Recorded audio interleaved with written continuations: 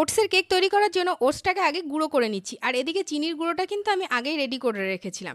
তো এবার বাকি যে জিনিসগুলো লাগছে সেগুলো নিয়ে চলে এসেছি। সাদা তেল, ওটসের গুঁড়ো, চিনির গুঁড়ো, বেকিং পাউডার, ইস্ট, এখানে রয়েছে ড্রাগন ফ্রুটের জুস, আর একটু উষ্ণ গরম জল 1 কাপ।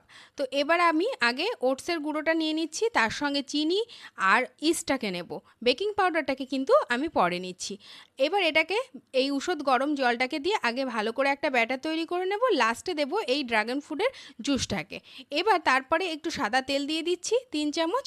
এবার তারপরে একটা বাটিতে আমি খানিকটা সাদা তেল দিয়ে আমি মানে গাটাকে মাখিয়ে রাখবো। এটাতেই কিন্তু আমি কেকটাকে বসাবো। এবার বেকিং পাউডার দিয়ে বেশ ভালো করে ফেটিয়ে নেব, আর একটা লোহার কড়াইয়ে আমি নুন গরম করতে দিয়ে দিয়েছি। এই নুনের মধ্যেই কিন্তু এই বাটিটাকে বসিয়ে দেবো। এবার একটা ঢাকা দিয়ে রেখে দেবো 30 মিনিটের জন্য। ব্যাস, তারপরে একটা টুথপিক দিয়ে গেঁথে দেখে নিলেই হয়ে গেল রেডি ওটসের কেক। একদম নরম তুলতুলে। ভালো লাগলে সাবস্ক্রাইব করে পাশে